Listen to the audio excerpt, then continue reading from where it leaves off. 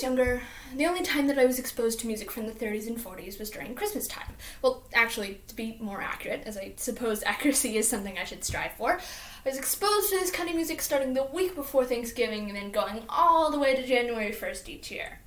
I loved the big band sound, I loved the melodies, I loved the voices, and it was all so exciting and also special, because it was only at that specific time of the year that I listened to it. So what I decided was the best and most logical course of action was to actively destroy what had made it special in the first place by listening to this kind of music every day.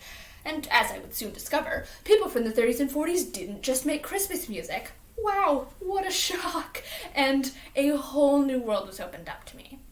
One of my favorite songs from the era, The Freedom Train, is not my favorite because it has a particularly interesting melody or because the song literally starts with someone screaming, "This song is a train song, it's a song about a train," although that reason is quite a strong contender. It's actually because of the song's interesting message.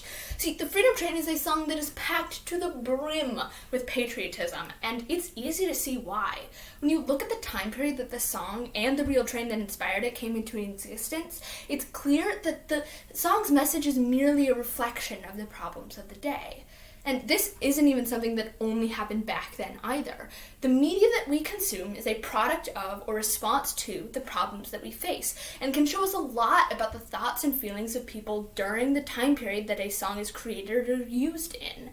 First, a quick rundown. I'm going to be talking about the 1947 Freedom Train and the importance of the year 1947. Then I'm going to dive a little bit deeper into the song The Freedom Train and see what it shows about that time period. Then we're going to look at more modern examples and try and see what they show about our current situation. Let's go. So, the 1947 Freedom Train was a red, white, and blue striped train that traveled around the United States in the years 1947 to 1949. It showed thousands of people items that were extremely important to American history. For example, the train held within its train walls George Washington's copy of the Constitution, Judy Garland's Dress in the Wizard of Oz, and the Bill of Rights. Because we all know that a dress someone wore in a movie one time is as important as the Constitution. According to freedomtrain.org, the Freedom Train was meant to inspire Americans at the sudden dawn of the nuclear age and Soviet expansion into countries just liberated from fascist oppression in Europe and Asia. This sentiment here brings us into the Cold War, which started in 1947 and was a long period of hostility between the United States and the Soviet Union. The Truman Doctrine, which was commonly referred to as the beginning of this conflict, basically stated that the United States would assist any country attempting to escape communist rule. And almost exactly 7 months after the Truman Doctrine, the Freedom Train set off on its journey. That is not to say that the Truman Doctrine was the entire reason for the train's conception, as the idea for the Freedom Train had existed long before 1947. It's just to set up an environment for analysis to come. The song, The Freedom Train, was actually the theme song for the real train, which is really neat. It was written by Irving Berlin and originally performed by Bing Crosby and the Andrews Sisters. Although the song was covered at least 4 different times within the year 1947, but I'll talk a little bit more about a specific cover a little later. First, let's go into the structure of the song. The song has these verses which talk about all of the freedoms that Americans have. For example, this verse talks about the freedom of speech.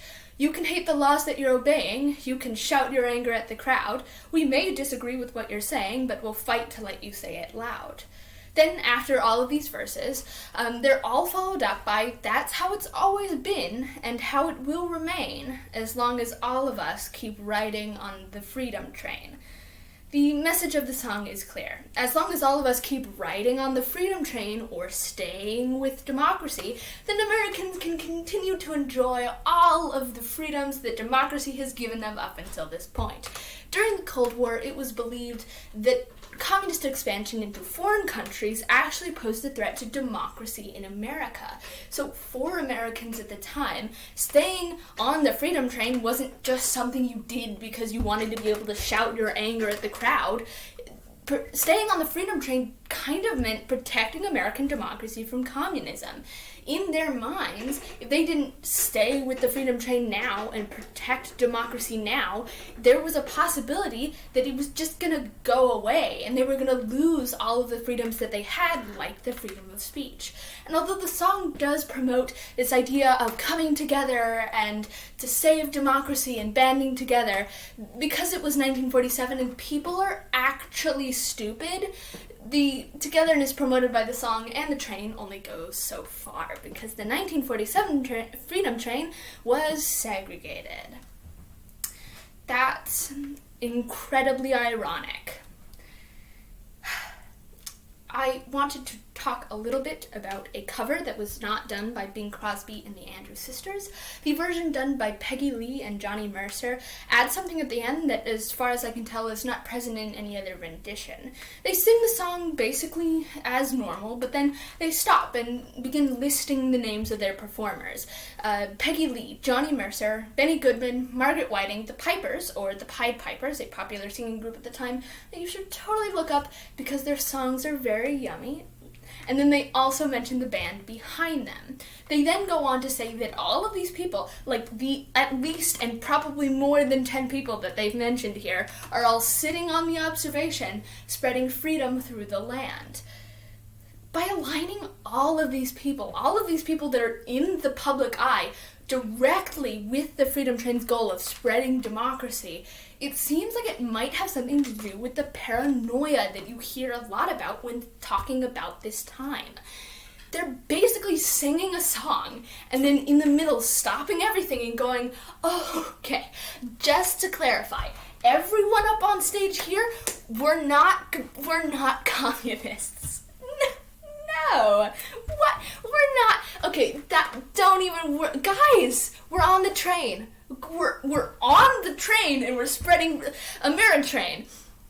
I just think it's very interesting how such a small addition can convey this sense of tension and fear that really parallels the thoughts and feelings of people at the time.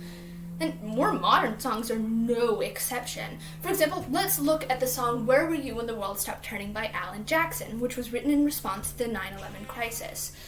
So this song starts off talking about these experiences of sadness and shock and anger and resentment. But as the song continues, it's made clear that through all of these emotions, even though this is a horrible tragedy, it's bringing everyone closer together. The song goes on to talk about people realizing how important their families are to them and talking to strangers and banding together to donate blood. And in the end, the message of the song is that in the midst of tragedy, love and togetherness is the most important thing. All of these people at this time listening to this song had this shared experience. They all were feeling this shock and this sadness and this anger and resentment, but they were also feeling this need to come together, and they thought that coming together was something that they needed in order to heal. And if you think about it, that's very similar to the message of the Freedom Train. The Freedom Train is saying that, yes, we're in this very scary time with communism coming and destroying democracy in America. It's very scary, but as long as we band together, then we can protect democracy. We need to band together and keep riding on the Freedom Train. And even songs that aren't written about a specific event, like Where Were You When the World Stopped Turning and the Freedom Train were, can take on meaning depending on the context they're used in.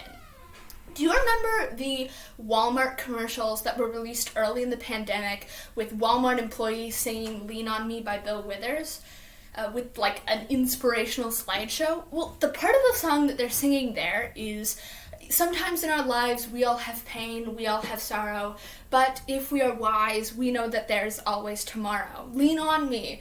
If you're not strong, I'll be your friend. I'll help you carry on. Now, this song obviously wasn't written about the COVID-19 pandemic, but it's still meaningful in that context. Yes, the pain and the suffering that we're experiencing now is different than maybe the song's intention. And yes, even the people that we need to lean on are different. But because we all have this shared experience, it takes on meaning in that context. the song itself is not a reflection of 2020 or the pandemic, but it's our interpretation of the song and the song being used in the context that it's used in that helps it become a reflection on the hopes and the dreams of 2020ians as of those commercials being released, and 2021ians as of this speech now. Basically, the moral of the story is there's a lot of songs out there. Some can seem really wacky and strange when you first listen to them, like The Freedom Train, but then you do a little bit of research and they become really interesting, like almost a word time capsule. And no matter what time period a song comes from or is used in, it's always going to show us something about the worries that people were facing, the thoughts that people had, or even what people thought they needed to heal in the midst of tragedy. Analyze to your heart's content. Listen to music. Analyze. You never know what you're gonna learn. I guess what I'm trying to say is that I really need to branch out my music taste because there's only so many Christmas albums, and maybe if I listen to like whatever song is hip and new, then I'll finally understand what's going on in the world because I don't know what people are thinking, and I'm very confused. Thank you.